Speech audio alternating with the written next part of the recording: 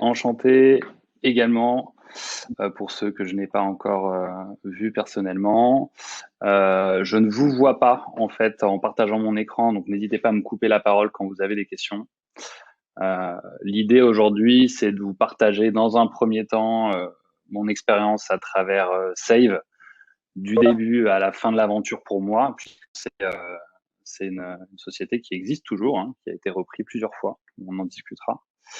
Et comment est-ce que j'ai rebondi à la suite de l'aventure Save pour créer Covered et comment j'ai pu tirer des enseignements de mon expérience à travers Save pour faire les choses différemment chez Covered. Euh, Beaucoup d'entre vous ont sûrement entendu parler de l'aventure Save pour différentes raisons. On a été très médiatisé à l'époque où finalement l'écosystème startup en France n'était pas du tout celui qu'il est aujourd'hui en 2020. Beaucoup moins de knowledge à disposition, beaucoup moins de success story, beaucoup moins de levée de fonds. Euh, donc, on était très exposé à tous les stades et tous les cycles de la vie de Save. Certains ont connu ses succès, d'autres sa malheureuse chute. Je vais essayer de vous donner quelques éléments backstage de l'aventure, tels que moi je les ai vécus, des informations que j'ai également. N'hésitez pas à me poser des questions. Donc, dans une première partie, je vais vous faire une timeline finalement du début de Save à Covered pour moi aujourd'hui. Et l'idée derrière, c'est d'enchaîner avec les mythes qu'il y avait autour de l'aventure Save, euh, défoncer ces mythes et vous expliquer comment je fais différent aujourd'hui chez Covered. Et n'hésitez pas à chaque fois que je vais, euh, je vais mettre le point sur un mythe à prendre la parole pour qu'on en discute. Le but, c'est que ce soit effectivement dans l'échange. Allez, let's go, je commence. Donc Safe, pour moi, ça commence en 2013. 2013, pour vous dire, j'avais 23 ans, on était encore en école de commerce, moi et mes cofondateurs, en fin de cursus à l'EBS Paris, une école de commerce post-bac plutôt middle, mais qui nous a vite amené à une conclusion qui était ce sera pas notre diplôme qui va nous faire réussir dans la vie. Et il était important de se retrousser les manches pour se débrouiller tout seul. Et c'est à cette époque que Damien Morin, que vous recevrez d'ailleurs, si j'ai bien compris, dans une autre keynote à la Fabrique, qui était le CEO et mon associé de Save, lance le projet d'ouvrir une boutique de réparation de téléphone à une époque où ça n'existait pas du tout. Hein. Les seules manières de se faire réparer son téléphone en 2013, c'était d'aller à Montgallet dans des boutiques complètement opaques, sans aucune garantie. Vous donniez votre téléphone derrière un rideau, vous savez pas trop ce qu'il faisait dessus. Et du coup, personne n'y allait. Donc, la seule solution que vous aviez, c'était aller chez un opérateur téléphonique, souscrire un nouveau forfait avec un financement d'un téléphone pour avoir un téléphone qui est de nouveau fonctionnel. Et l'ancien téléphone, vous le mettiez dans un tiroir en vous disant un jour, je trouverai une solution. Donc à cette époque-là, on ouvre une boutique de réparation spécialisée dans la réparation de smartphones et tablettes, mais notre cœur de métier, c'était vraiment le smartphone. Et, euh, et on est jeune, on n'a aucune expérience, on n'a jamais fait de retail. Donc on ouvre cette boutique par opportunité parce qu'on avait trouvé un bail pas trop cher, mais du coup pas très bien placé. Euh, et les premiers clients arrivent. Les premiers clients arrivent et puis très vite on se rend compte qu'il y a un engouement autour du service qu'on donne qui est quelque chose qu'on n'attendait pas forcément. Donc on n'avait pas spécialement de volume, de trafic, de rétention client, mais par contre on avait clairement un effet waouh le jour où on traitait les téléphones des clients. C'était notamment lié à la transparence du service, au fait qu'on communiquait beaucoup pendant qu'on faisait les réparations sur ce qu'on faisait. Donc il y avait un côté pédagogue que les clients aimaient beaucoup. Mais à cette époque-là, on avait beaucoup de mal à comprendre comment est-ce qu'on allait trouver notre business model, puisque la boutique qui avait du mal à tourner. Et pour nous, le retail, c'était des boutiques. Et puis, le bout du monde, pour nous, à 23 ans, c'était on a 3-4 boutiques, on est entrepreneur, on a réussi. Donc, on était un peu à côté de la plaque sur ce que Save cachait comme potentiel. D'ailleurs, à l'époque, on s'appelait Save My Smartphone et non Save parce que on n'avait pas encore compris la vision que pouvait avoir un projet Save quand on le portait sur d'autres catégories d'appareils à réparer notamment. Et à cette époque-là, on rencontre un senior qui s'appelle Cyril Montanari et qui deviendra plus tard directeur général de Covered. Pardon, je confonds tout le temps les deux boîtes. Euh, qui devient directeur général de Save et, euh, et qui, lui, a 20 ans d'expérience dans le retail, a notamment été directeur général de Surcouf, a été directeur général de Vidéo Future, euh, et, et il vient faire réparer son téléphone chez nous, un peu par hasard, et il est complètement stupéfait par l'expérience client qu'il a. Et ce jour-là, il nous dit, les cocos, c'est comme ça qu'il aimait bien nous appeler, il faut que je vous donne un coup de main parce que là, par contre, vous avez rien compris. Vous êtes dans une boutique perdue, rue du Ré, dans le 16e arrondissement, où il n'y a pas un techno qui passe devant. Euh, vous avez un business en or, par contre, vous savez pas du tout où il faut aller. Il faut aller dans les centres commerciaux. Je vais vous montrer, je vais vous aider à y aller. Donc, quelques mois plus tard, grâce notamment à quelques portes enfoncées chez les frontières des centres commerciaux, on arrive à avoir nos premiers stands Save My Smartphone qui nous permettent de tester notre business model en centres commerciaux. Donc en 2014, c'est très nouveau aussi en centres commerciaux en France. On a rien dans les allées des centres commerciaux. Et on est les premiers à venir plugger des services sur des surfaces qui finalement n'étaient pas exploitées par les centres commerciaux. Donc ce qui est bien, c'est qu'on a des tarifs vraiment bien négociés sur les emplacements. On est quasiment que aux variables avec les bailleurs. Et c'est notamment nous qui allons leur faire comprendre l'opportunité qu'il y a à exploiter ces surfaces qui jusqu'à présent n'étaient utilisées que par des vendeurs d'épicerie ou des vendeurs de tapis ou des vendeurs de matelas. Donc on ouvre 3 corners en juillet 2014 en région parisienne, Créteil, Soleil, Belle Épine et Val d'Europe, qui se trouvent au passage resteront historiquement nos meilleurs emplacements. Du moins les 3 resteront dans les top 10. Et c'est complètement dingue. On se rend compte qu'on tient quelque chose et ça se voit visuellement. On n'a pas besoin d'être un génie pour comprendre à ce moment-là, puisque là, vous voyez juste une photo de personnes sur le corner, mais dites-vous que le jour où on a lancé, et ce pendant tous les mois qu'on suivit, on avait une queue qui allait de ce stand jusqu'aux escalators que vous voyez derrière en permanence. Mais tous les commerçants autour étaient stupéfaits. Tout simplement parce que tout le monde avait des téléphones qui traînaient dans les tiroirs. Et du coup, on avait une sorte d'historique à rattraper de plusieurs années de téléphone cassé. Donc, on avait un travail de malade à cette époque-là. Et c'est là qu'on a compris qu'on tenait le bon bout. Ouais. Hugo, juste, ça coûtait combien de réparer un téléphone, genre un écran de smartphone? À l'époque, ça coûtait dans les 70 euros le changement d'écran. On était sur l'iPhone 4, 4S, le 5 venait de sortir. Ok, Et ouais, quand même intéressant. voilà, on le facturait 70. C'est des prestations sur lesquelles on avait des taux de marge brut de 60-70 points. Sur lequel il fallait encore ajouter derrière le loyer, les techniciens, mais qui a un taux de marge plutôt intéressant. Et je vous expliquerai d'ailleurs comment derrière on a réussi à détériorer ce taux de marge. Mais voilà, pour nous, c'est le moment où on a trouvé finalement notre product market fit. On comprend qu'on tient un truc, on a le métier, on a le produit, on a le canal de distribution, et derrière, on a les foncières, donc les patrons des centres commerciaux, si on peut le dire comme ça, pour ceux qui connaissent pas le terme, qui nous font du pied pour nous dire que en fait, ils ont aussi 150 autres centres commerciaux en France qui attendent derrière et que ce serait bien qu'on accélère parce que maintenant qu'ils ont compris le bon filon, ils vont vendre tous les emplacements au plus opportunistes le plus rapidement possible. Donc à ce moment-là, on se fait draguer par toutes les foncières de France et il y en a pas beaucoup, il y en a 4 ou 5, des plus prestigieuses du type Unibail jusqu'aux moins prestigieuses que je nommerai pas. Et on commence par les plus prestigieuses. Donc forcément, les emplacements sont géniaux, le trafic est dingue, le pouvoir d'achat des consommateurs est là. Mais on se rendra bien compte en allant dans d'autres types de surfaces, dans des provinces un peu plus éloignées des métropoles, que c'est pas le cas partout et qu'on aura du mal à trouver les mêmes niveaux de chiffre d'affaires sur tous nos emplacements. Décembre 2014, on a 10 corners en France. Voilà, donc on a la majorité des corners qui sont en Île-de-France et un corner qui était notre premier test, je me souviens, à Angers en province. On commençait à faire nos premiers tests opérationnels de qu'est-ce que ça va être de tester, de gérer un point de vente à distance, puisque jusqu'à 9 corners, bah, on faisait des allers-retours en caisse tous les jours, hein, tout simplement. On approvisionnait en pièces, on est chercher les fonds de caisse, on gérait le turnover des réparateurs, etc. Jusque-là, c'était à peu près faisable à 5 cofondateurs. Et c'est à partir de là que l'aventure s'est corsée. Et on se dit souvent entre nous que s'il avait fallu arrêter l'aventure à un moment, c'était à ce moment-là.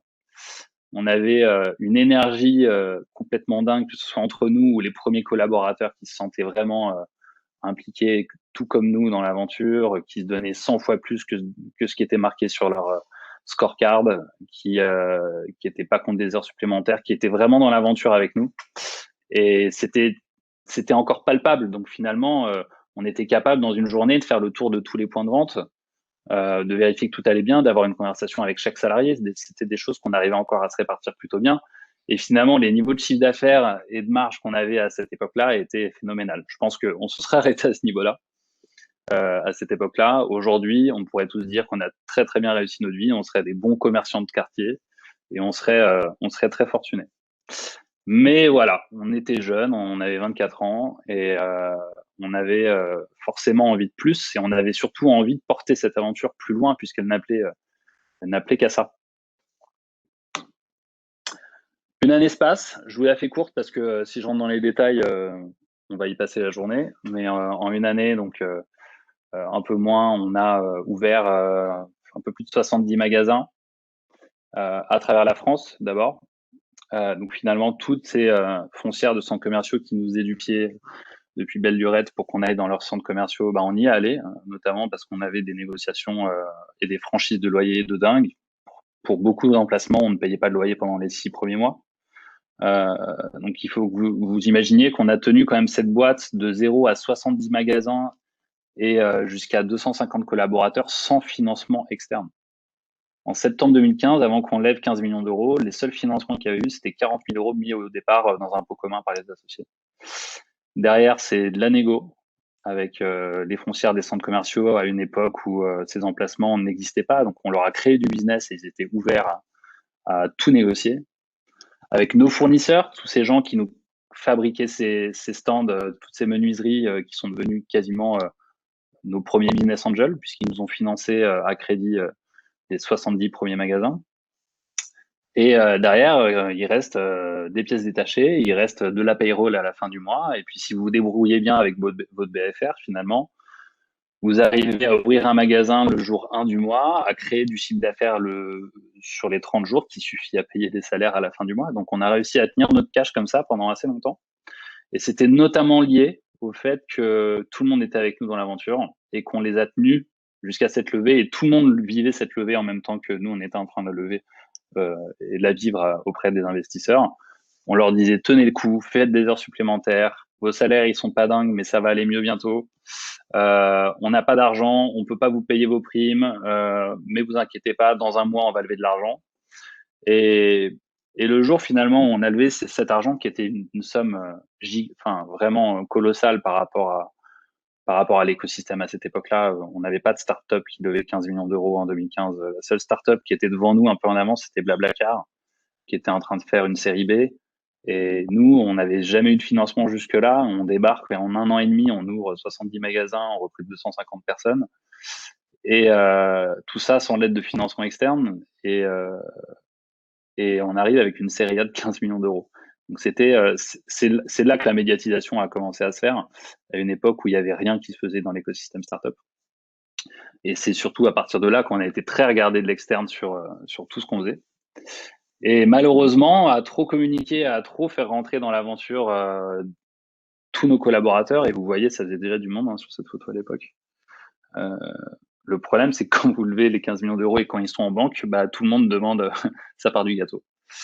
Donc, tout le monde veut prendre des vacances parce que tout le monde s'est donné. Tout le monde veut qu'on lui paye les primes qu'on lui a pas versées depuis 3 mois. Tout le monde veut être augmenté. Ça, c'est quelque chose à tous les niveaux, hein, que ce soit niveau ETP 1 jusqu'au cadre dirigeant. Quand vous embauchez en startup, très souvent, vous embauchez à des salaires qui sont en dessous de la moyenne marché, notamment parce qu'il y a l'implication qui va avec dans une aventure incroyable, mais il y a aussi souvent des intérêts sur les actions. À cette époque-là, la machine a commencé à s'enliser à cause de la levée de fonds et à cause de la communication, surtout, autour de cet argent. on n'aurait jamais communiqué autour des 15 millions d'euros. On aurait sûrement eu moins de problèmes à manager nos 250 collaborateurs à l'époque. Mais c'est pas ça qui va nous arrêter. Donc, on a de l'argent, on a du chiffre d'affaires. Le revenu, ça reste encore à regarder dans les détails, mais on a du chiffre d'affaires. On a une traction de dingue sur nos magasins quand on le prend de manière macro.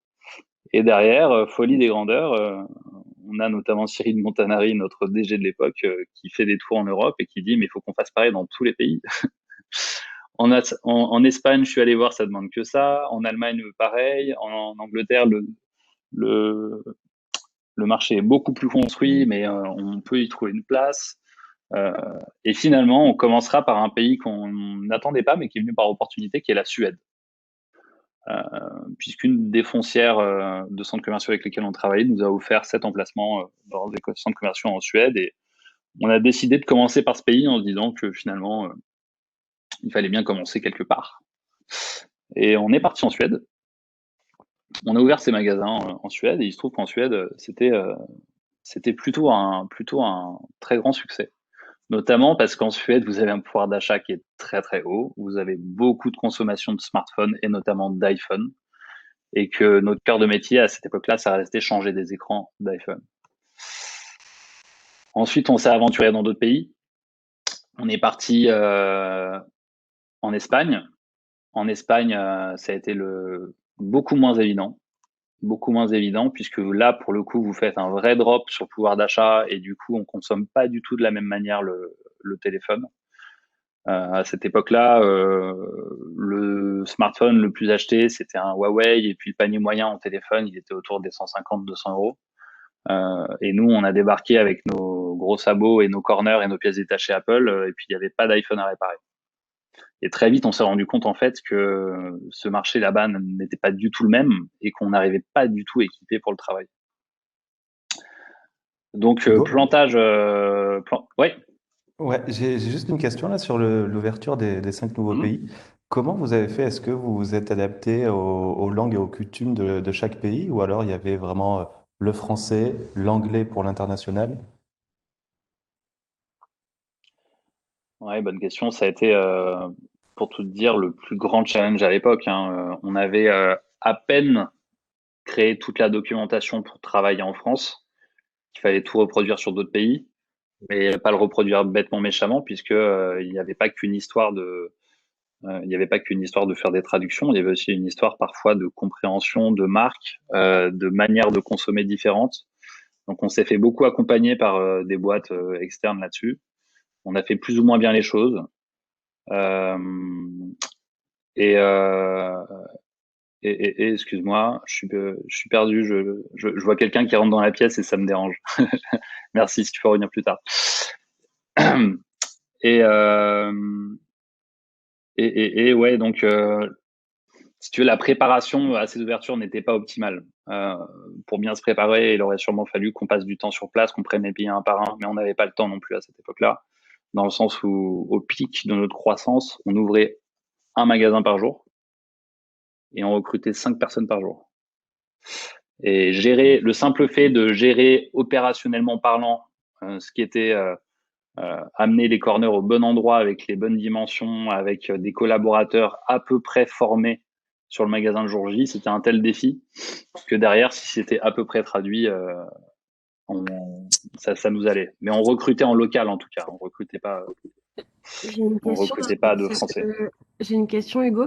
Est-ce que vous ouvriez genre un corner en Espagne et après deux, trois, quatre, ou vous y êtes allé en mode, ok, on débarque, on ouvre 10 corners d'un coup? Et, ouais, bah, le problème c'est qu'on n'avait pas de logique financière à en mettre qu'un, puisqu'il fallait faire déplacer nos menuisiers depuis la France avec un camion. Donc, on faisait en sorte d'en avoir toujours au moins 3-4, que sur place, il fallait ouvrir une entité, recruter des gens, un manager terrain pour manager les collaborateurs de chaque corner. Donc, non, on y allait à chaque fois avec minimum 5 corners. Mais est-ce que finalement, le revenir au fake it until you make it pour ouvrir un pays et tâter le terrain, etc., ça aurait pu te permettre, par exemple, de voir que l'Espagne, c'était pas le bon endroit? Ah, mais complètement. Ouais, complètement. Non, à cette époque-là, en fait, faut s'imaginer qu'on passe de 250 collaborateurs à 600. que nous, cofondateurs, on est complètement foutus dans une bulle en fait, qu'on n'a plus du tout les mains sur le business et que on a une équipe de middle management et de head of qui s'est créée et on est obligé de leur laisser la main et en fait on est porté par cette aventure à un point où on déconnecte en fait de la réalité des choses complètement. Et ce genre de choses qu'on aurait dû faire, qu'on aurait dû avoir la minutie aussi de faire si on avait voulu faire les choses bien et qui nous aurait pris du coup plus de temps que le temps qu'on avait, on l'a pas fait. Et d'ailleurs, vous voyez sur cette photo, vas-y, je t'en prie. Pardon, je disais, les investisseurs, ils étaient plutôt à vous pousser à aller encore plus vite, plus fort, ou au contraire, ils vous disaient, est-ce que c'est pas un peu le moment de prendre un petit temps, de stabiliser le business? Ils étaient plutôt comment, vis-à-vis de vous? Alors, il y a eu un vrai tournant en fait dans la vie de Save qui s'est fait quelques mois après, donc en mars 2016, quand on était en train d'ouvrir l'Allemagne. Jusque-là, les investisseurs nous suivaient. Il faut que vous imaginez quand même que les 15 millions d'euros qui ont été mis sur la table une année avant, ils ont été mis sans audit, ils ont été mis sans documentation financière de Save. On allait tellement vite qu'on n'avait rien à leur produire pour prouver en fait tous les taux de marge théoriques qu'on leur donnait, notre rentabilité, nos revenus, notre chiffre d'affaires. On avait déjà du mal à se caler sur la réalité de notre chiffre d'affaires. Et du coup, nous, de manière macro, on ouvrait des magasins, ils rentraient du chiffre d'affaires sur un tableau Excel. Et on avait le sentiment que ça avançait dans le bon sens. Et du coup, eux nous suivaient.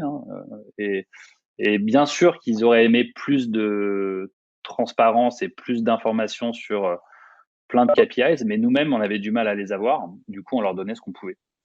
Et en fait, on s'est vite rendu compte qu'il nous manquait un système d'information qui fonctionne bien pour cette boîte, puisqu'on venait d'inventer un nouveau métier qui n'existait pas jusqu'à présent. On a vu tous les Sage et autres boîtes marque blanche qui auraient pu nous faire des systèmes d'information pour faire tourner l'aventure. Et malheureusement, on avait des besoins tellement spécifiques à ce nouveau métier qu'on n'a pas eu d'autre solution que de décider de le développer nous-mêmes.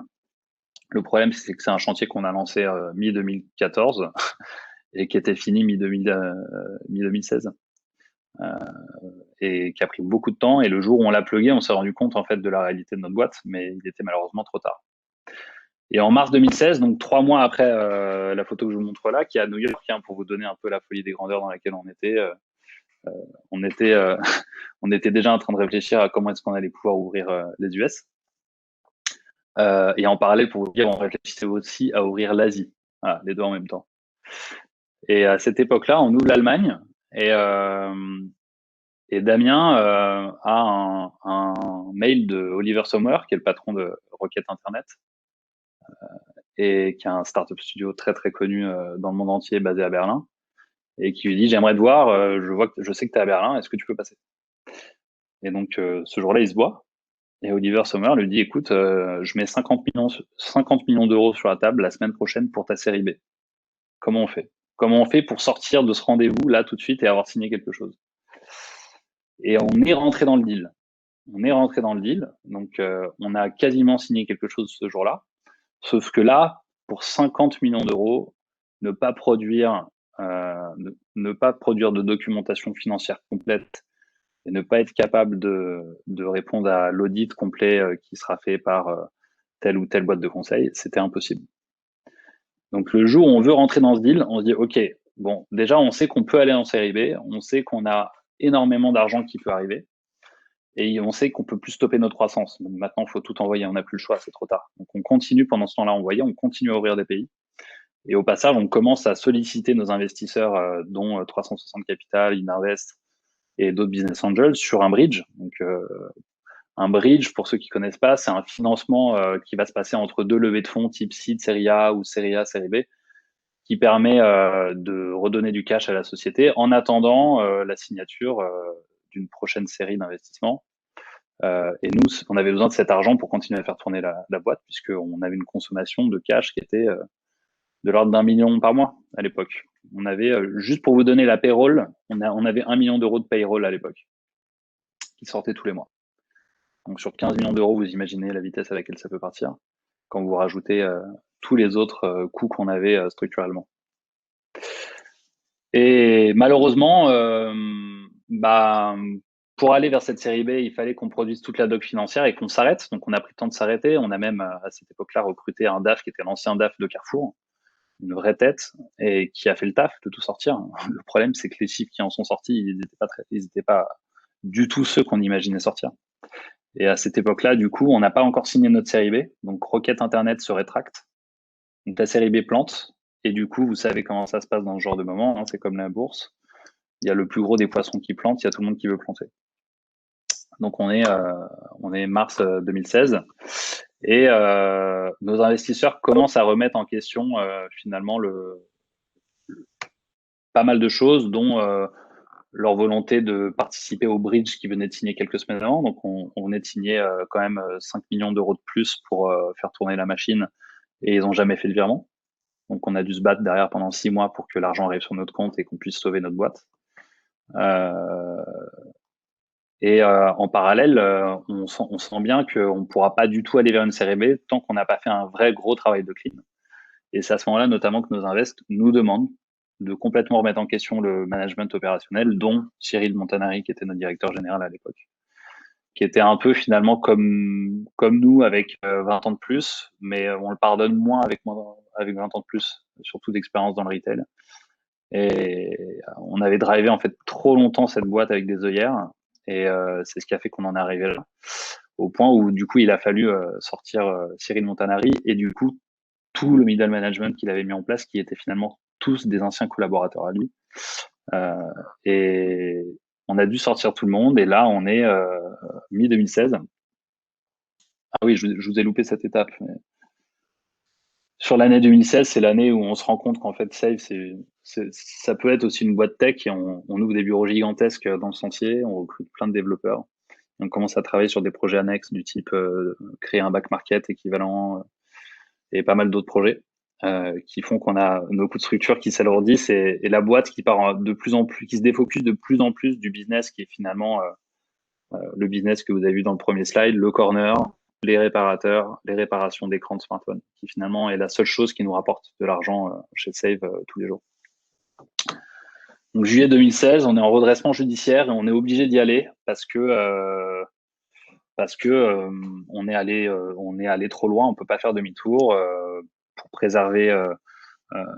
préserver l'avenir de nos salariés et du maximum d'entre eux, l'avenir de la société. On rentre en redressement, et ce redressement judiciaire, il va avoir pour conséquence de faire beaucoup de nettoyage en interne.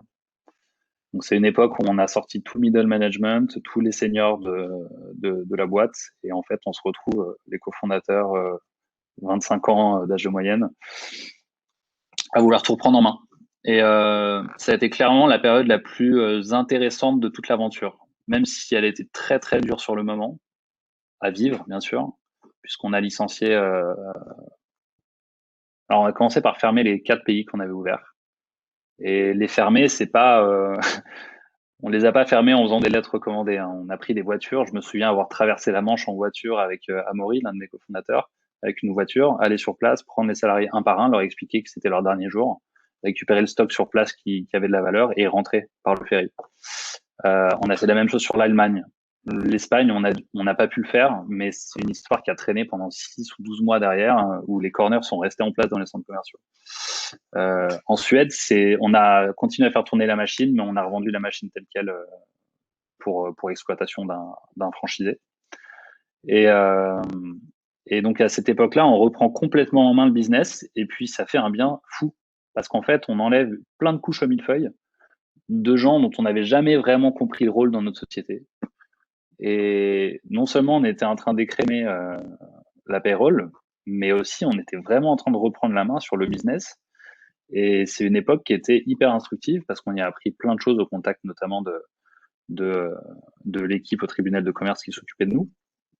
Mais finalement, quand ça va pas, c'était toujours là qu'on se pose le plus de questions. Et jusqu'à présent, on était victime de notre succès, au sens propre du terme. C'est-à-dire que on se retrouvait dans des soirées avec des gens qui venaient nous voir pour nous parler de leur projet et nous expliquer, et nous demander notre avis sur quelque chose dont on ne connaissait, mais ni de près ni de loin, les tenants et aboutissants. Et ils voulaient avoir le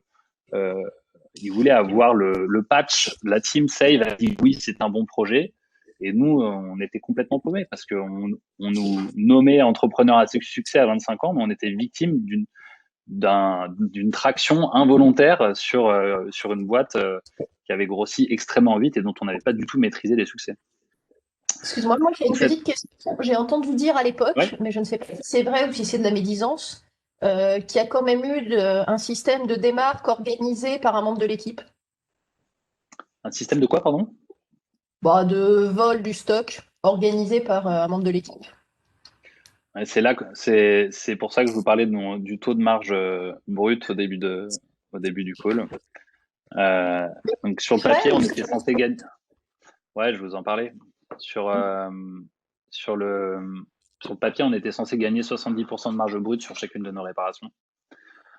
Sauf que une fois qu'on mettait en œuvre ce taux de marge brut théorique, il nous restait à peine 20 ou 30 points en réalité. Pourquoi? Parce qu'en fait, on avait de la choix à tous les niveaux. En fait, le problème à grandir si vite et à avoir déployé autant de magasins si vite, c'est qu'on n'a pas le temps de faire du management en même temps. En fait, il n'y a pas de boîte qui peut survivre à une chose telle qu'on l'a faite. Et si on devait reprendre l'aventure à zéro, on ferait exactement les mêmes conneries si on a l'exigence d'aller à la même vitesse. C'est sûr. À recruter 5 personnes par jour, déjà, on peut pas faire les bons recrutements. Et on peut pas prendre le temps derrière avec la dette de management qu'on prend à recruter 5 personnes par jour et à larguer sur le terrain dans des magasins. On peut pas avoir le suivi qu'il faut. Et le problème, c'est que du coup, très vite, ces collaborateurs se sont sentis abandonnés. Ça nous arrivait très souvent de débarquer dans une province, d'avoir 10 magasins à y ouvrir, d'aller pointer chez Pôle emploi et de demander à Pôle emploi de nous organiser une session de recrutement où on rencontre 50 personnes. Et on prend le moins pire par rapport à la scorecard qu'on avait devant nous parce qu'on avait des exigences. On était obligé d'ouvrir les magasins et de mettre des gens dedans. Donc, on recrutait des gens sans utiliser aucune des méthodes théoriques telles que le livre ou que vous devez tous connaître sur ce qu'il faut faire pour faire un bon recrutement. Donc, on recrutait en 5 minutes. Derrière, théoriquement, vous aviez 2 semaines de formation de réparation parce qu'on n'embauchait pas des réparateurs à cette époque-là. Les réparateurs n'existaient pas. C'était un métier inexistant dans le monde.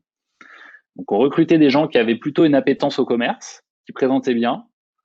Et pendant 2 semaines, on leur apprenait à réparer des écrans de smartphone. Et ensuite, on ouvrait le magasin. Et le jour J de l'ouverture, ils étaient sur le magasin. On les formait pendant 1 ou 2 jours aux basiques du commerce en corner. Et hop, on partait. Mais là, je viens de vous faire la version qui était écrite sur le papier. En réalité, ça nous arrivait de recruter des gens et de pas avoir le temps de les faire passer par ce qu'on appelait la Save Academy à l'époque. Donc, ils étaient recrutés, le lendemain, ils étaient sur un magasin et ils avaient 1 jour de formation sur le magasin par un instructeur technique et c'était terminado. Et on avait tellement une course à l'ouverture des magasins qu'il arrivait que certaines de ces personnes recrutées ne voient plus personne pendant plusieurs mois pointer sur le magasin. Donc le problème, c'est que très vite, certains d'entre eux se sont sentis franchisés ou se sont sentis auto-entrepreneurs. Ils avaient le sentiment qu'ils devaient rien à Save parce qu'ils avaient tout appris tout seuls. Le magasin, ils avaient appris eux-mêmes à le manager. La réparation, ils l'avaient appris eux-mêmes. Et ils ont commencé on a créé finalement une sorte d'effet miroir qui a fait que tout nous est revenu dans la gueule.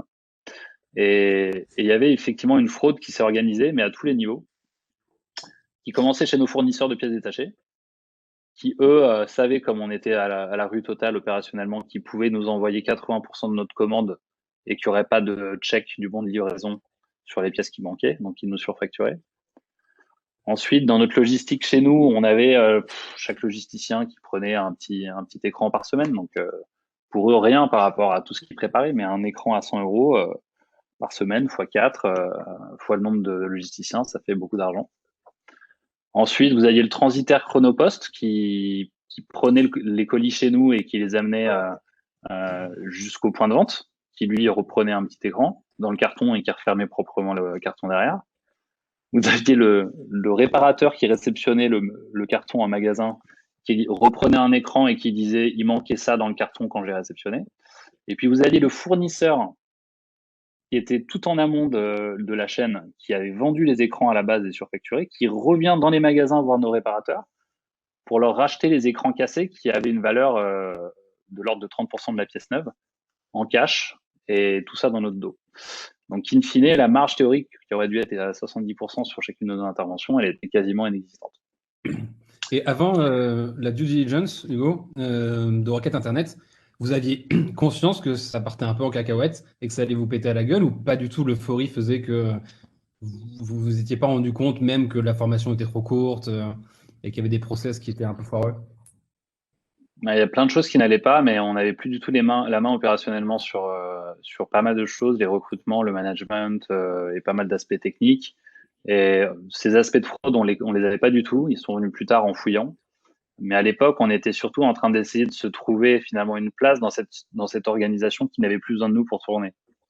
On n'avait plus, nous, on était presque dans des postes honorifiques, si vous voulez. Donc on n'avait plus du tout la main sur cette partie du business-là, et puis aucune expérience d'autres aventures avant Safe pour juger et se dire c'est normal, c'est pas normal ce qui est en train de se passer. Donc oui, on a eu plein de signaux, et plein de fois on s'est dit, ou on nous a dit t'inquiète, on gère. Voilà. Du coup, ça ressemble à quoi la vie d'un CEO en forte croissance avec 200 employés et plus d'opérationnels? C'est des sollicitations des médias tous les jours, des écoles de commerce qui veulent faire des conférences, des startup studios qui veulent faire des conférences, des membres du gouvernement qui veulent vous recevoir, pas mal de représentations même pour l'interne, du type un séminaire de management pour les postes de management intermédiaire qui se passe en Normandie. Il faut passer pour faire un discours. On ouvre tel pays, il faut aller faire un peu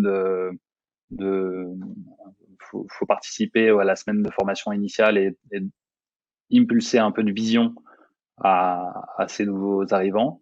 On était plus à driver la vision du projet Save qu'à vraiment décider in fine l'aboutissement d'un projet ou non. Ok. Mais ton board, est-ce que tu devais quand même continuer à leur rendre des comptes et leur expliquer la vision et ce qui se passe? Oui. Et c'était pas bloquant? Juste. C'était pas trop bloquant?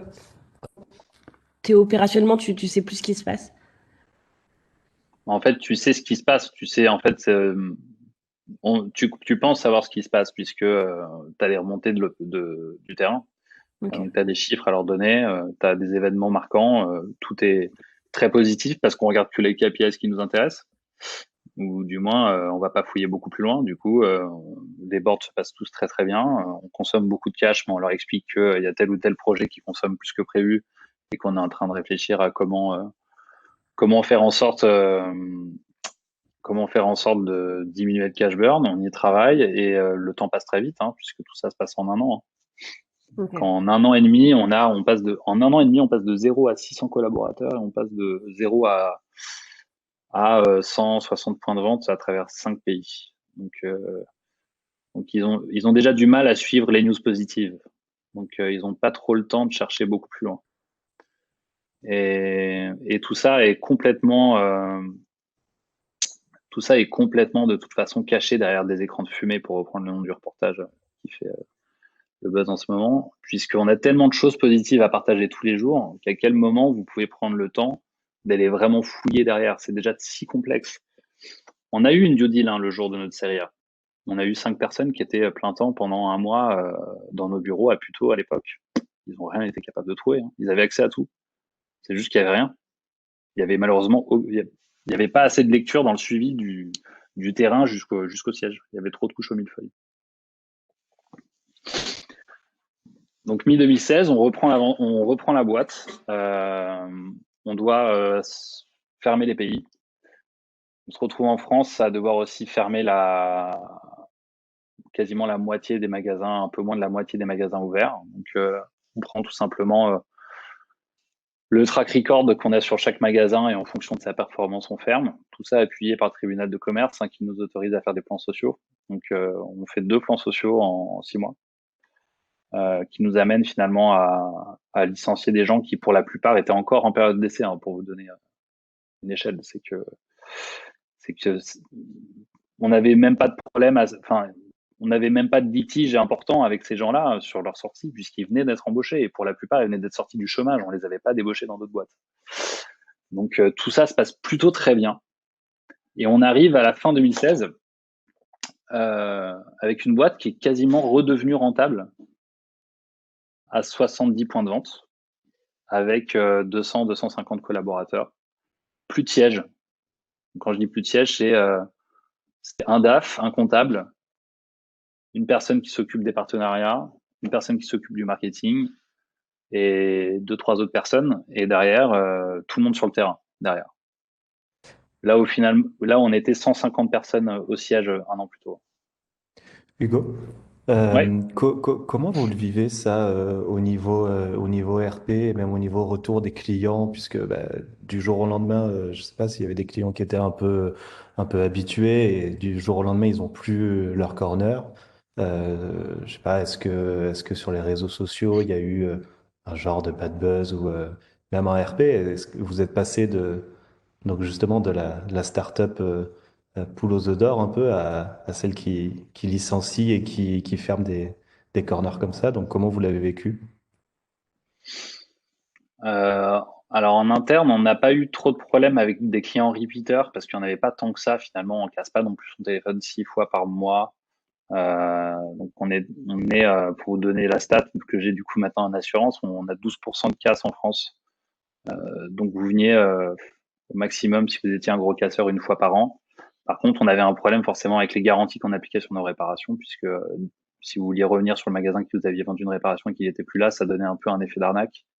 Donc on a eu un gros travail de service client qui est bien monté en charge à cette époque-là pour réorienter les gens vers les magasins les plus proches. On avait aussi un atelier centralisé qui était capable de traiter les réparations au siège. Donc ça nous arrivait de remonter des téléphones directement au siège pour simplifier les choses à des clients qui étaient complètement dépourvus de corner à proximité. Après, en interne, ça a clairement cassé quelque chose. Mais à partir du moment où il y a eu annonce du redressement judiciaire, tout le monde a compris en fait que les rêves que chacun avait à travers l'aventure Save ne pourraient éclore. La plupart des gens qui étaient au siège rêvaient de promotion, on rêvait de prendre du galon plus vite.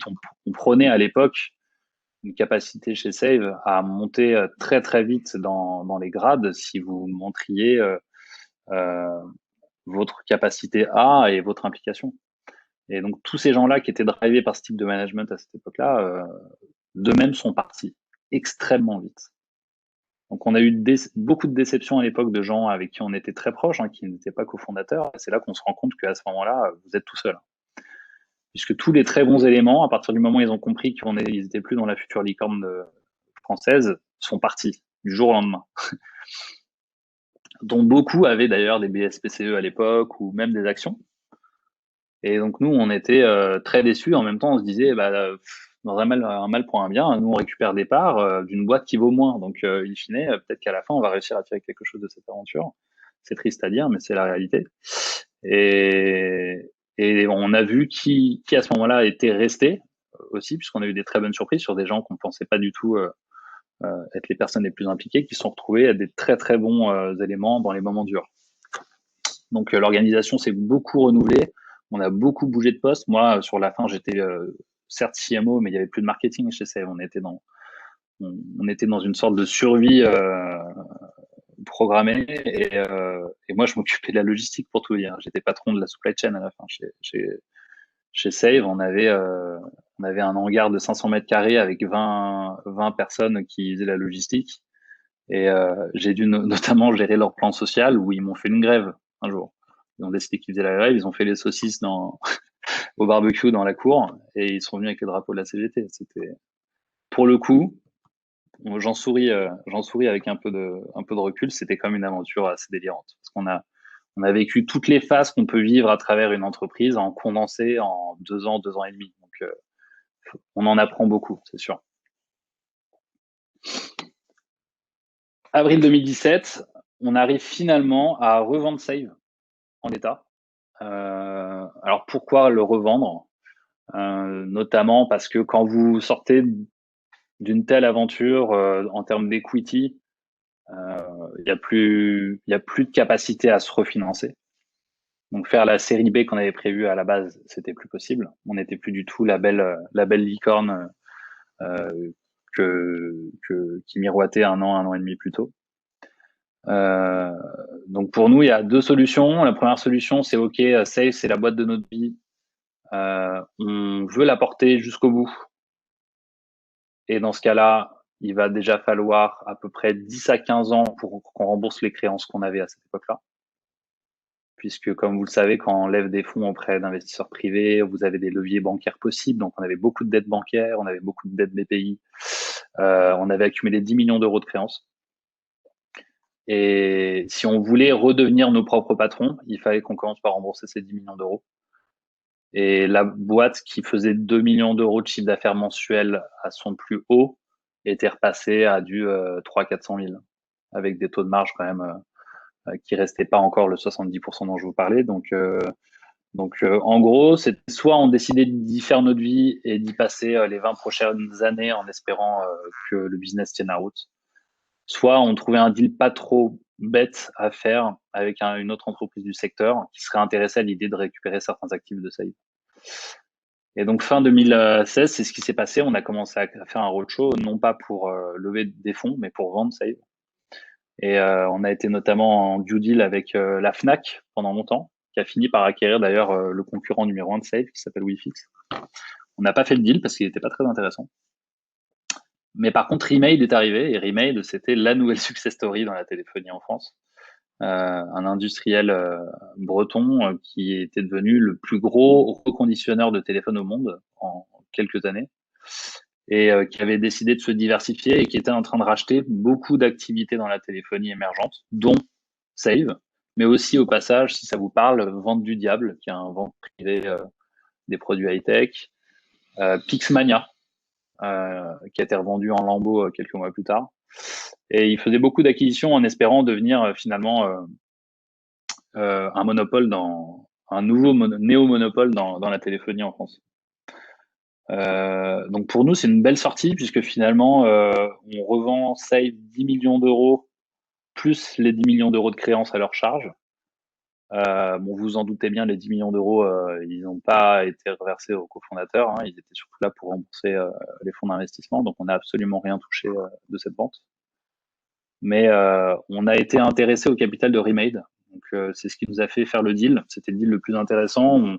On réussissait à conserver tous les emplois, les 70 magasins, et au passage, on prenait du capital de Remade qui faisait que sur leur prochaine levée de fonds ou éventuelle IPO, parce qu'ils étaient montés très très haut dans les tours, nous permettait de cash out, des montants assez intéressants. Donc on y est allé. Excuse-moi Hugo, j'ai une petite question. Ouais, à ce niveau-là, quand on est en redressement judiciaire, c'est le tribunal de commerce qui décide de ce genre d'action, ou fait, ouais. c'est encore vous qui avez la main, parce que tu t'en parles comme si c'était ta décision, mais il me semblait que c'était plutôt le tribunal qui décidait. Non, le tribunal prend la proposition la plus intéressante, tout à fait. Après, in fine, au tribunal, vous n'êtes pas devant une audience de 30 personnes qui votent. Hein. Vous avez une personne qui s'occupe de votre redressement, qui est très proche de vous, qui devient presque un manager de la société. Et vous pouvez bien sûr aider à ce que les décisions pèsent dans la direction qui vous plaît. En l'occurrence, la proposition de Remade était de loin bien meilleure que toutes les autres, hein, puisque c'était la seule qui permettait de conserver tous les emplois et de rembourser une partie de l'argent des investisseurs. Donc, ils ont pris tout de suite. D'accord, merci. Malheureusement pour Save, Remade va malheureusement très mal tourner juste derrière notre acquisition, je sais pas, mais dans les mois qui ont suivi, puisque alors tout ce que je viens de vous expliquer comme étant une sorte de folie des grandeurs du start-upper de 25 ans, eux ils l'ont fait x100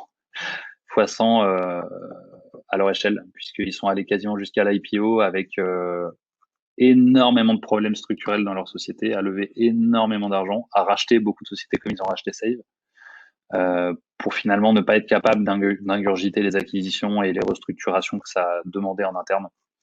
Donc, un an plus tard, Remade ferme, et eux, pour le coup, liquidation judiciaire. Et Save a été revendu depuis à un autre acteur qui s'appelle Point Service Mobile, qui est un gros acteur de la réparation franchisée à travers l'Europe, puisqu'ils ont des magasins dans toute l'Europe et qui appartient à SPV, qui est un très gros courtier concurrent à moi en assurance. Et donc ouais, excusez-moi, j'ai loupé cette étape. Pre-Made commence à franchiser Save en janvier 2018. La volonté, c'était pour eux de garder surtout la marque Save, qui était d'après eux l'asset le plus important, et de se défaire du maximum de ce qui restait comme actif en termes de retail. Donc on a commencé à démanteler le réseau Save et à revendre les corners un par un à notamment des franchisés d'autres marques qui avaient déjà localement plusieurs magasins de réparation, de téléphonie ou d'autres business. Et c'est à peu près l'époque où j'ai décidé de partir.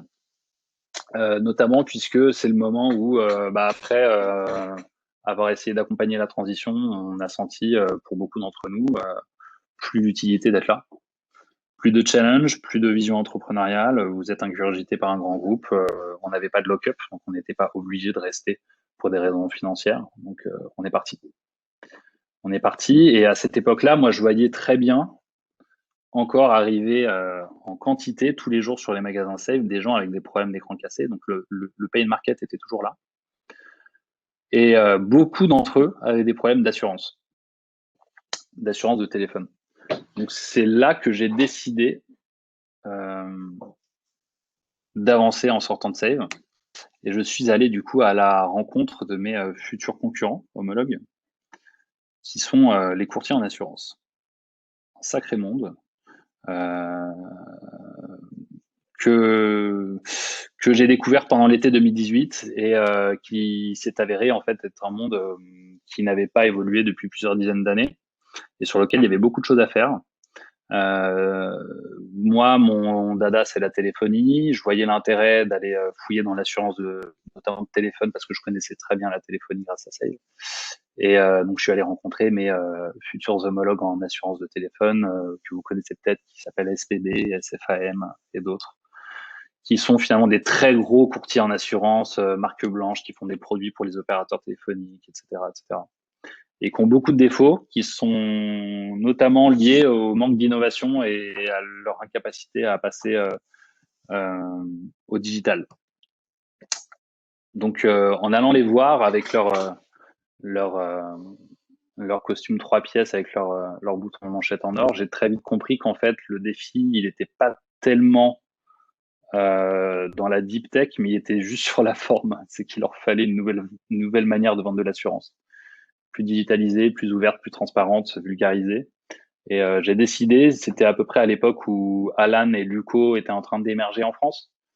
Et j'ai décidé de lancer le projet avec 4 cofondateurs, qui est le projet actuel qui s'appelle Covered et qui est donc une assurance nouvelle génération pour les produits high-tech.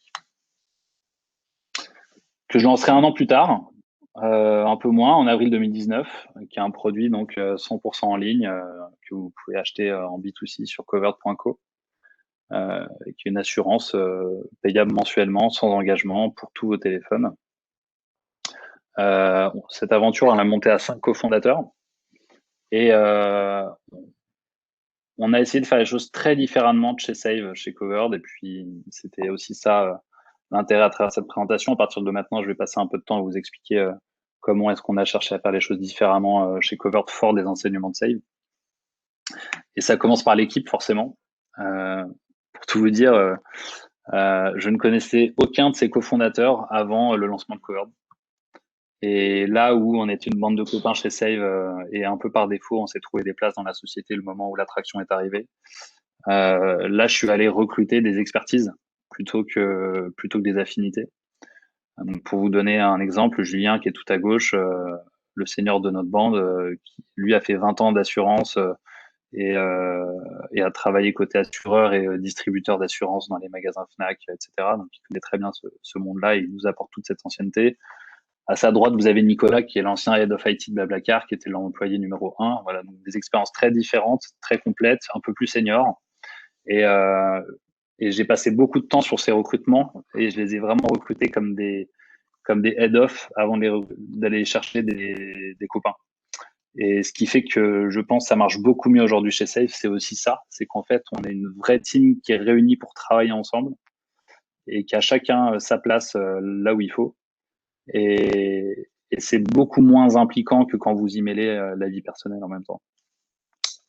Donc mars 2020, on lève 1,3 million d'euros sur le fait que notre produit a des KPIs très propres. Donc là encore, on fait les choses très différemment de chez Save. On s'attelle à tout petit volume à donner des succès par les KPIs avant d'aller prouver une capacité à chercher du gros volume. Et donc, quelques mois plus tard, on est aujourd'hui à 2000 assurés chez Covered et on sait comment aller jusqu'à 10 000 assurés d'ici fin 2021. Et ces 10 000 assurés nous amèneront vers une série A qui sera amenée d'une manière très différente de celle qu'on avait amenée chez Save en 2016.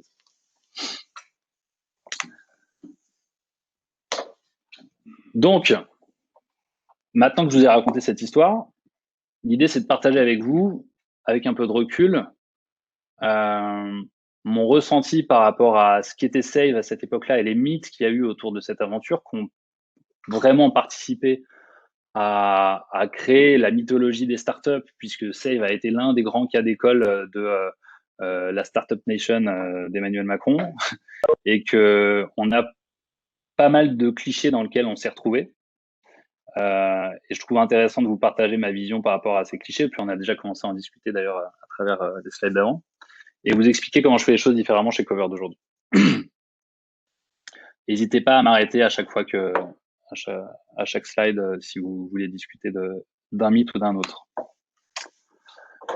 Mythe numéro 1, une startup qui réussit est une startup qui recrute. Alors ça chez Save, vous avez compris, hein, on y allait à fond. On a recruté 600 personnes en 1 an et demi. On a essayé à peu près de créer de la formation et du management derrière. À cette époque-là, je me souviens que sur LinkedIn, c'était encore l'un des KPI amené le plus par des entrepreneurs qui commençaient à émerger, c'était le nombre de personnes qui recrutaient. On n'est pas obligé de s'atteler très longtemps sur ce mythe, hein. Vous connaissez les risques du recrutement en France. Le risque de rigidification d'une structure a amené trop de monde trop vite. Pour vous donner la manière dont on fait les choses différemment aujourd'hui chez Covered, on a 2000 abonnés, on a fait un seed et on va à la série A, on n'a encore que les 5 cofondateurs plus 2 personnes. Et on travaille tous les jours à automatiser notre produit au point où on n'a pas besoin de recruter, puisqu'on sait la dette humaine qu'apporte du recrutement à grande échelle dans une entreprise en croissance, qui n'en a pas spécialement besoin. Et je me rappelle, il y a 1 an, moment où l'un de mes cofondateurs me disait « j'ai besoin de stagiaires pour faire le marketing, pour les réseaux sociaux, pour faire le community management, etc. etc. » Et à cette époque-là, je lui ai dit « écoute, il n'y a aucun problème, mais tu m'écris la scorecard de chacun des stagiaires dont tu as besoin, tu m'écris leur KPI d'activité. Et tant que cette scorecard n'est pas écrite et que tu n'as pas défini très correctement la manière dont ils vont t'aider et dont tu vas mesurer leur performance au quotidien, je ne te débloquerai aucune embauche. » Et on n'a jamais recruté ces stagiaires parce qu'il n'en avait pas besoin. Inversement, chez Save, à cette époque-là, à chaque fois qu'on avait un problème, on le résolvait avec un recrutement. On a besoin de bosser sur du rachat de téléphone cassé, pas de problème. On va chercher un chef de projet, rachat de téléphone cassé. On a besoin de développer la partie B2B, pas de problème. On va chercher un patron du B2B et on lui donne 10 personnes à recruter. Et tout se passait comme ça chez Save à l'époque.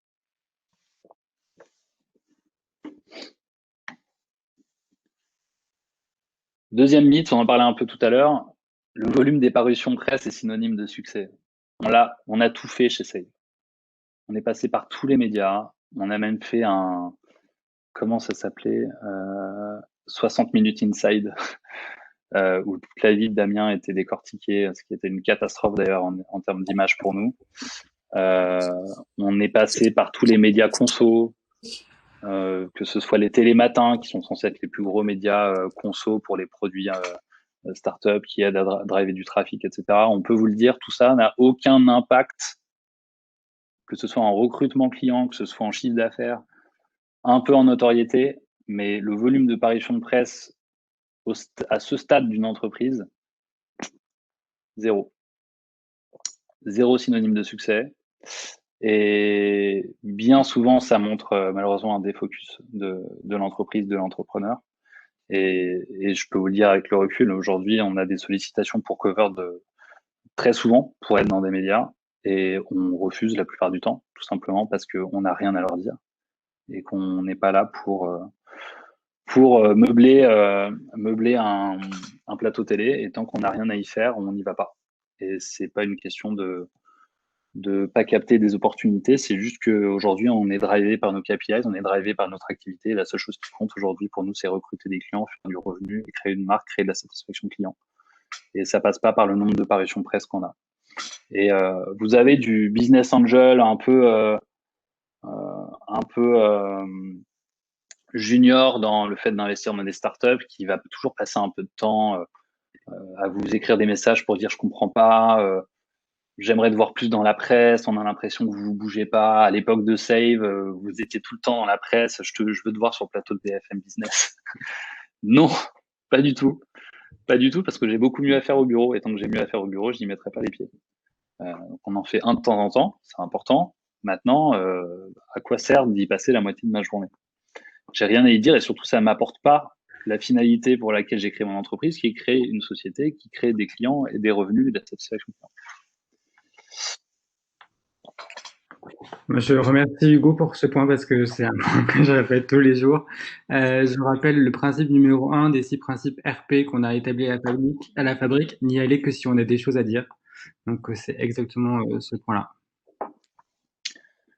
Et franchement, pour avoir tout testé chez Save en termes de médias, on pensait ne pas être capable de mesurer les retombées que ça avait sur notre business, parce qu'on avait un business retail et que c'était compliqué de mesurer les taux de trafic suite à une parution, suite à un journal télévisé, suite à un reportage. Mais sur la fin de notre activité, on avait quand même un site qui vendait de la réparation en e-commerce qui marchait plutôt pas mal. Donc, on était capable d'analyser à quel point les gens tapaient Save dans ces périodes. On avait des petits pics de trafic sur des très gros médias, mais franchement, ça changeait rien au chiffre d'affaires rapporté. Absolument rien. La presse, ça ne fait pas votre business. Alors après, je parle de mes expériences et des verticales sur lesquelles j'ai travaillé, mais il y a sûrement des business sur lesquels ça peut être très différent. Lever des fonds valorise ma startup. Alors, je vais peut-être pas y passer trop de temps parce qu'apparemment, c'est pas la manière dont sont financées les startups chez Fabrique. Mais pour vous donner un peu de retour d'expérience sur Save, le problème, c'est que lever des fonds valorise ma startup dans le sens juridique du terme. Oui, en fait, quand on fait une levée de fonds, ça arrête une valorisation puisque vous êtes obligé de calculer un montant de part que vous allez donner et de dilution que vous allez donner en fonction de la valorisation d'une société. Donc, c'est sur la base de cette levée de fonds qu'on va, à un moment T, dire cette boîte, au moment de la levée de fonds, valait tant. Et c'est la seule chose qui permet de donner une valeur à l'entreprise au-delà d'une vente. Maintenant, dans la réalité, lever des fonds, c'est beaucoup de risques. C'est beaucoup de risques parce que le fonds, il vient jamais tout seul. Et on l'a vécu chez Save, on l'a ressenti notamment à travers les exigences de nos investisseurs sur la croissance. Pour revenir à la question de tout à l'heure, bien sûr que nos investisseurs, ils nous mettaient des picousses derrière quand on avait levé de l'argent. Ils nous picousaient à l'adrénaline toute la journée. Ils voulaient qu'on aille plus loin, ils voulaient qu'on fasse plus de croissance, ils voulaient qu'on fasse plus d'ouverture. Et on ne pouvait pas lever ces 15 millions d'euros et arrêter la croissance derrière pour restructurer la société. Ça, c'était impossible. C'était impossible vis-à-vis de la notoriété qu'on était en train de créer sur le marché, vis-à-vis de nos collaborateurs qui attendaient beaucoup de nous en termes de réussite personnelle aussi, mais aussi de nos investisseurs, puisqu'ils venaient de mettre 15 millions d'euros à une valorisation de 30 millions d'euros de Covered, et de Save, pardon, et qu'il était impossible pour eux que l'aventure s'arrête là. Donc, lever des fonds, c'est aussi le risque, en fait, de plus pouvoir vendre son entreprise. Et il y a eu beaucoup de dérives dans les années qu'on suivi avec la bulle startup qui a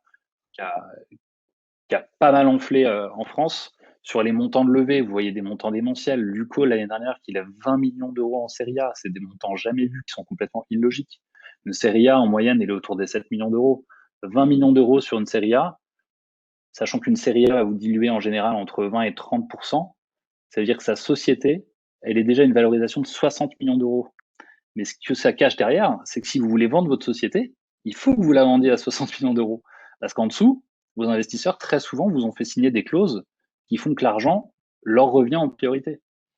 Donc, il faut savoir mesurer les risques que vous prenez à lever des fonds. Lever des fonds, déjà, c'est pas obligatoire. Il y a plein de business qui vivent très bien sans lever des fonds. Lever des fonds, c'est des engagements très durs. Vous choisissez pas la nouvelle voiture que vous allez prendre quand vous avez levé des fonds auprès d'investisseurs. Vous êtes obligé de leur demander. Vous choisissez pas d'augmenter vos salaires. Vous choisissez pas d'augmenter des salaires de vos cofondateurs. Il faut tout leur demander. Et derrière ça, vous avez surtout des ventilations qui font que si vous quittez la société, vous perdez tout. Vous perdez tout. Et ça, je peux vous dire que c'est dans 100% des cas des levées de fonds. Vous avez toujours au moins une ventilation de 3 ans sur vos actions, qui fait qu'au moment où vous signez la levée de fonds, si vous partez dans les 12 prochains mois, on vous prend toutes vos actions pour être parti. Dans les 12 mois qu'on suivit, on vous en laisse une partie et il faut laisser 3 ans se passer pour que finalement vous puissiez partir de la société et récupérer toutes vos parts. Et le problème, c'est qu'à chaque fois que vous levez une nouvelle série de fonds, c'est la même chose. Le compteur repart à zéro. Donc, lever des fonds, c'est un engagement très, très fort avec des risques très importants. Et de cette même manière, chez Covered, aujourd'hui, on n'est pas sûr de vouloir aller en série A. Parce qu'on sait qu'aller en série A, c'est lever 6 millions d'euros, c'est donner une valorisation de 30 millions d'euros à Covered. Et que une boîte dans l'assurance comme la nôtre, dans un écosystème français, ça a du mal à se vendre plus de 15-20 millions d'euros dans l'écosystème français. Il n'y a pas d'intermédiaire, en fait, entre le vendre pas cher et faire la licorne. Et très souvent, la startup se perd entre ces deux niveaux-là, puisqu'une fois qu'on a passé le stade de la série A, on ne peut pas faire demi-tour. On est obligé d'avancer.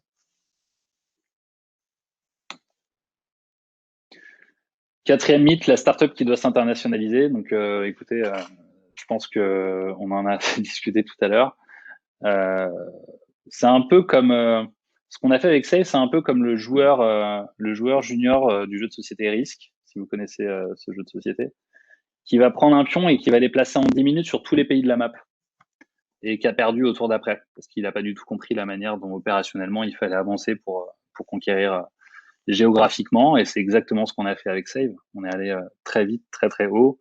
Ce que vous avez devant vous, c'est un montage photo qu'on avait fait à mi-2016 pour simuler une ouverture de Save en Asie. Et on avait eu beaucoup de messages en retour de gens plutôt smart qui pensaient que c'était vrai. Et tout ça n'était qu'un fake, mais on avait réussi à créer le mirage au point où les gens n'étaient plus choqués à l'idée de voir un Save qui était en train d'ouvrir le Japon, Singapour. C'était dans notre roadmap en réalité, donc tout le monde y croyait. L'internationalisation, elle n'est pas automatique. Vous verrez beaucoup, encore une fois, de gens vous le dire que si, qu'une startup, elle doit s'internationaliser, elle doit être capable d'offrir un service global qui va s'adresser à un marché qui est international, mais pas tout le temps. On peut prendre l'exemple de la boîte que vous connaissez, qui s'appelle Nestor Paris. Nestor Paris, qui fait de la restauration premium pour tous les midis, pour tous les professionnels, tous les B2B même pas de France, non, et même pas d'Île-de-France, de Paris. Ils ont levé jusqu'à au-delà de la. Ils font même pas tous les arrondissements. Ils ont fait une série A, ils n'ont pas fait tous les arrondissements et ils font des millions d'euros de chiffre d'affaires mensuel. On n'a pas besoin d'avoir un spectre d'activité très très large géographiquement pour avoir une activité à succès. Regardez la profondeur de votre marché et parfois vous verrez que finalement, localement, vous êtes capable de faire des choses plus intéressantes que ne serait-ce que nationalement. Pour tout vous dire, j'avais réfléchi à ouvrir Covered uniquement en Île-de-France. Le problème, c'est qu'en e-commerce, se limiter à une partie d'un pays, quand on ouvre un pays, ça a peu de sens. Mais sur des jobs plus opérationnels comme Save, et je vous le dis maintenant avec du recul, on aurait gardé aux 5 cofondateurs qu'on était les 5 premiers magasins qu'on avait en Île-de-France. Aujourd'hui, on serait riche, on serait très riche. Et notre vie, elle serait pas compliquée. Et on a eu cette folie des grandeurs qui est sûrement normale et qu'on aurait sûrement tous eu à ce moment-là, puisque on est porté en fait par l'aventure. Mais le risque, il est là en fait. Je me suis retrouvé été 2015 à vouloir faire le tour de tous les magasins de Save pour m'assurer en fait de la bonne tenue des magasins, le design des magasins. On venait de changer on venait de faire un rebranding de Save My Smartphone à Save, et puis je voulais voir à quel point tout le monde avait pu remettre en place les nouvelles enseignes, etc. Et je me suis dit, je vais prendre ma voiture et je vais faire le tour de la France. Il était impossible pour moi de faire le tour des magasins en moins de 3 mois en faisant un magasin et demi par jour, en jour ouvré. Et c'est là que vous vous rendez compte à quel point vous vous engagez dans quelque chose au moment où vous étendez d'un point de vue géographique, qui est très très dur à maîtriser ensuite derrière, puisque vous n'avez plus du tout la main sur ce que vous faites.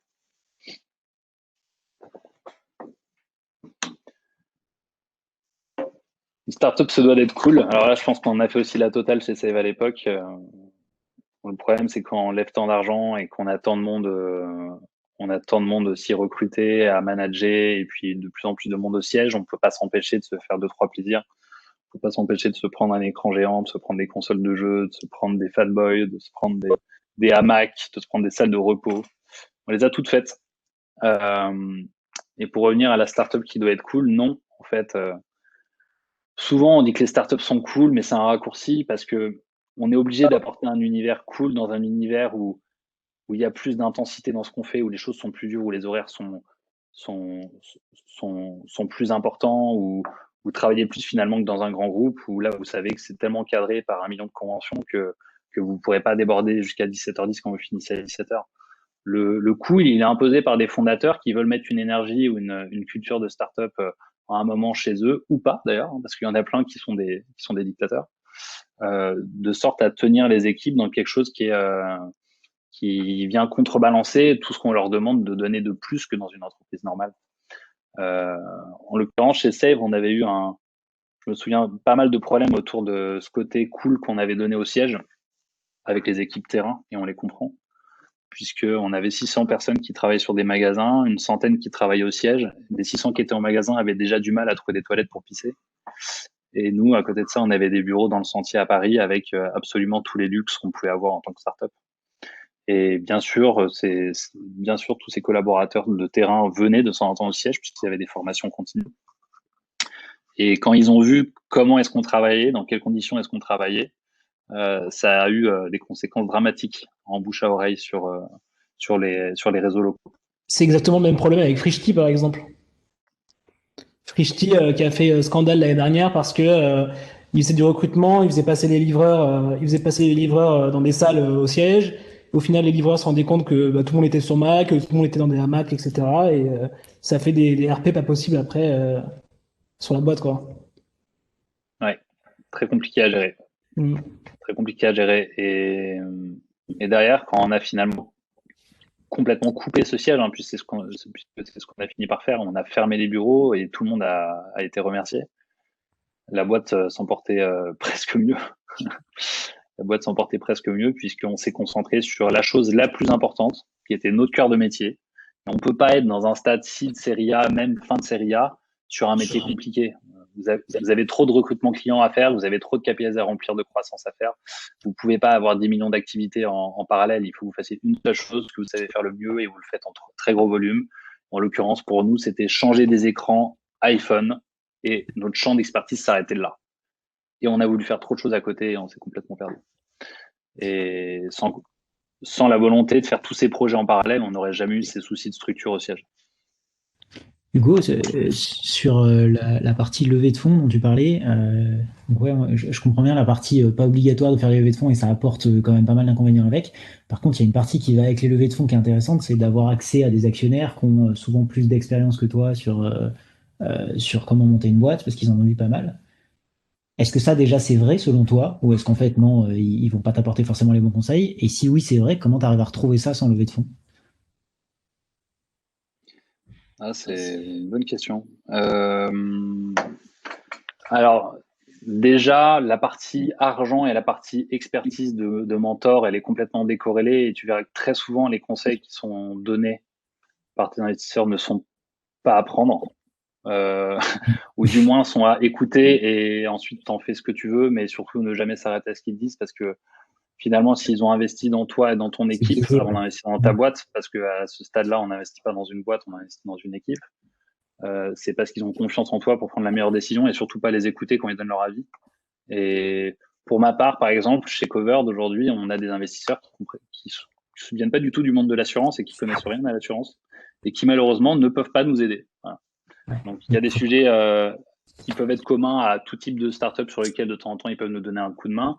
Le mieux qu'on puisse avoir quand même d'investisseurs à ce niveau-là, c'est des contacts, c'est des introductions. Mais le côté investisseur qui va porter la décision avec toi, c'est assez rare. À moins de trouver par exemple un Xavier Niel quand tu fais de la téléphonie, où là, il va être capable de te donner des conseils d'expertise liés à la téléphonie. Et encore, hein, parce que il est plus du tout à la tête de Free et qu'il a plus du tout les mains dans ce qui est Free aujourd'hui. C'est pas évident et du coup, c'est plus une sorte de casquette de mentor ou d'advisor. Et pour ça, tu as aussi une capacité à créer des boards d'advisors qui sont complètement décorrélés du board de tes investisseurs, qui sont des gens qui peuvent être intéressés d'une manière ou d'une autre au capital de ta société. Tu leur donnes des BSA, qui est l'équivalent des BSPCE, qui leur permet d'obtenir des actions sur le temps en fonction de ce qu'ils donnent comme aide. Mais très personnellement, je suis pas vraiment pour ce genre d'aide, puisque enfin, souvent, il y a beaucoup de dérives qui se font autour des boards d'advisoring, autour de gens qui décident que comme tu les as mis advisors, ils vont donner leur avis et ça va pas être qu'un avis, il va falloir que ce soit la décision et ça finit très vite en combat de coq. Finalement, quand tu as besoin de conseils, il y a plein de gens qui sont capables de te les donner gratuitement, il y a plein de knowledge en ligne, il y a plein d'autres entrepreneurs qui sont ravis d'échanger avec toi. Et c'est ça qui est très agréable quand tu es entrepreneur, c'est qu'il y a vraiment une entraide entre homologues. T'accèdes très facilement au dialogue avec un grand patron de start-up française, là où si tu étais venu en tant que head of sales de ta même boîte, tu n'aurais jamais été reçu. Et du coup, c'est ces échanges-là qui sont très souvent ceux qui t'aident à avoir vraiment les meilleures décisions versus les experts marchés qui sont toujours des experts, qui t'expliquent que toujours tout est impossible. Juste un point complémentaire là-dessus. Finalement, le problème aussi chez Self que vous avez rencontré, c'est que vous aviez finalement aucune expertise financière et que quelque part, les levées de fonds, en tout cas les préparations aux levées de fonds, ont finalement mis à jour le fait que vous aviez aucune idée finalement de votre marge réelle, aucun indicateur financier. Quelque part, les investisseurs peuvent aussi permettre quand même de cadrer tous ces aspects-là, ces points-là. Aujourd'hui, comment tu détournes ça dans ta nouvelle expérience? Est-ce que tu as pris donc un DAF bien capé pour ça? Comment tu gères ces aspects-là qui étaient finalement un point d'achoppement dans ta précédente expérience? Oui. Alors, c'est vrai qu'il y a un grand avantage à lever de l'argent avec des VC par rapport à des business angels. S'il faut mettre le comparatif entre les deux, c'est que le business angel, lui, il va plus apporter du réseau, des conseils, et c'est très souvent un ancien entrepreneur ou quelqu'un, en tout cas, qui a su faire de l'argent dans sa vie ou gérer de l'argent et qui peut te donner accès à son réseau ou à d'autres conseils. Du côté VC, surtout, ils apportent de la structure. Donc, ça a des avantages et des inconvénients. Et puis, il y a des perceptions différentes en fonction des entrepreneurs. Des entrepreneurs très seniors vont dire, moi, je veux pas de VC à ce stade de la vie de mon entreprise. Il m'apporte que de la lourdeur administrative et de la rigidification de mon activité.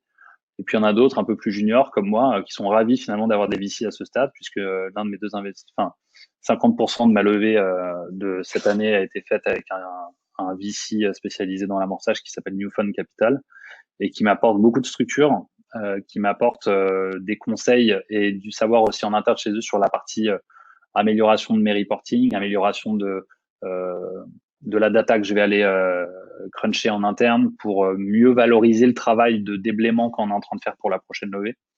Donc, ils m'aident à mieux organiser ça pour qu'on sache mieux aborder la prochaine levée. Après, non, on n'a pas recruté encore de DAF sur cette nouvelle aventure, même si c'est dans les projets. Pour l'instant, on a un DAF déporté, puisqu'on voulait garder le maximum d'agilité au stade où on était, qui est encore très, très, très early, hein. 2000 abonnés, pour vous donner une idée, c'est 20 000 euros d'MRR chez nous, donc c'est quasiment rien. Et on voulait on s'était donné toute l'année 2020 comme une année test pour vraiment finaliser notre business model avant d'attaquer en plus gros volume le business model qu'on arrêterait. Donc on ne voulait pas avoir de fonction support pendant cette année qui nous augmenterait la dépense mensuelle, le cash burn. Ok, merci. Alors, moi, j'avais une petite question pour Tanguy. Je trouve intéressant d'avoir le regard du frère sur ce qui s'est passé. Comment toi, Tanguy, tu l'as vécu, à la fois ce côté envol formidable, puis crash? Est-ce que tu as vu ton frère changer, c'est-à-dire devenir un gros con trop sûr de lui pendant que c'était l'explosion et après une lock, parce que c'est hyper dur de passer par la case tribunal de commerce? Est-ce que ça a été, ou alors est-ce que tu étais juste totalement hors du truc et du coup tu l'as pas vu? Enfin, comment ça s'est passé en famille? En famille, bon, on était tous très fiers de lui déjà.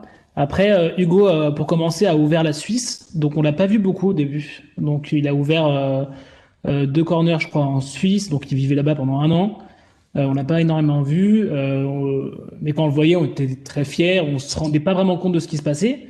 Moi, à titre personnel, j'ai fait un stage chez Save en 2016. Du coup, je suis vraiment arrivé au moment du redressement judiciaire. Donc j'ai vécu un peu de l'intérieur ce qui se passait au moment où on apprenait un peu que en fait Save c'était un peu une chimère, en tout cas ce qu'ils disaient dans les médias. Et et non, en fait, Hugo, moi à titre personnel, je l'ai vu prendre du galon, je l'ai vu beaucoup souffrir après, pas beaucoup souffrir dans le sens c'était pas une vraie dépression, mais bon, je pense qu'il s'imaginait un peu sur le toit du monde des startups. Donc à ce moment-là, quand il est redescendu, ça a dû lui faire tout drôle, mais on dit toujours d'un entrepreneur qui ne réussit jamais du premier coup. Donc je pense que la prochaine, c'est la bonne. Écoute, je sais pas si la prochaine c'est la bonne, mais ce qui est sûr, c'est que tu t'es obligé d'apprendre par les échecs en entrepreneuriat. Malheureusement, il n'y a pas d'école théorique de l'entrepreneuriat. La seule manière de s'améliorer en tant qu'entrepreneur, c'est de vivre des choses. Et le gros inconvénient qu'on a eu chez Save, c'est de vivre un succès en premier. Donc, ça a beaucoup de défauts, notamment parce que déjà, vous vous sentez pas bien dans vos pompes. Parce que en fait, vous comprenez pas ce qui se passe. Vous comprenez pas pourquoi ça a été si simple pour vous et qu'il y a des millions de gens qui essaient de monter des boîtes et qui galèrent à côté. On en était à un point de me dire qu'en fait, il suffit de dire les choses et elles se font. Parce que c'est ce qui nous arrivait. On disait des choses et elles se faisaient. Et puis sur le papier, on était tous multimillionnaires. Je me souviens qu'à une époque, on avait des parts au moment où arrivait Rocket Internet dans les projets d'investissement. On avait des dizaines de millions d'euros de parts sur le papier.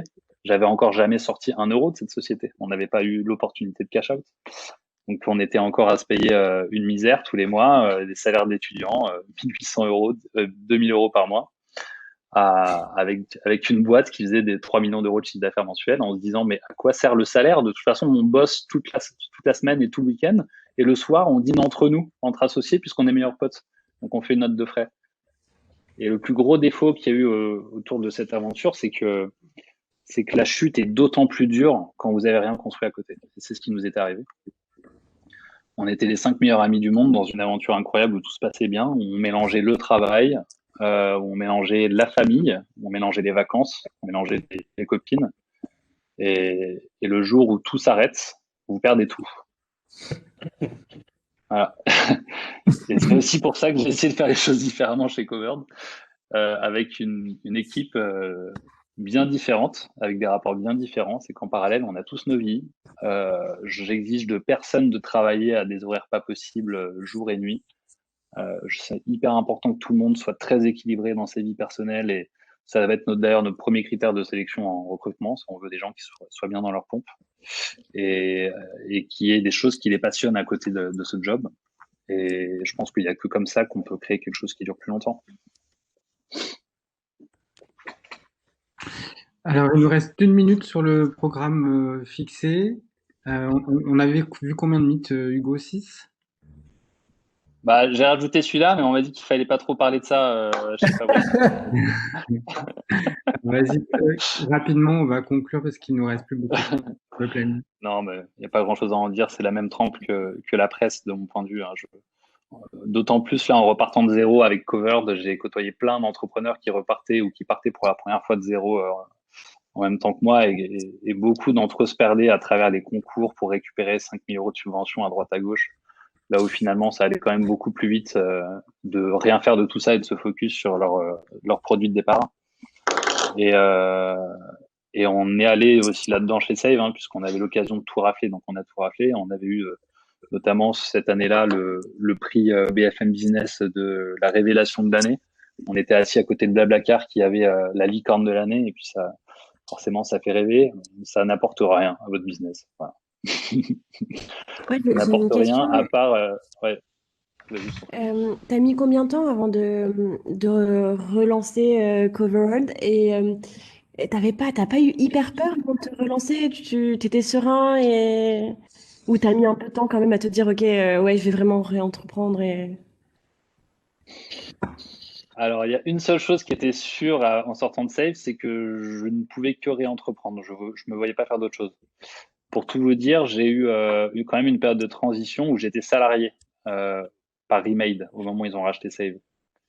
Et ça a été 8 mois, 6 mois, les 6 mois les pires de ma vie, où j'étais dans une boîte qui était à nous avant. Et là, on n'était plus chez nous et on nous dictait des choses à faire sur lesquelles on n'était pas du tout d'accord.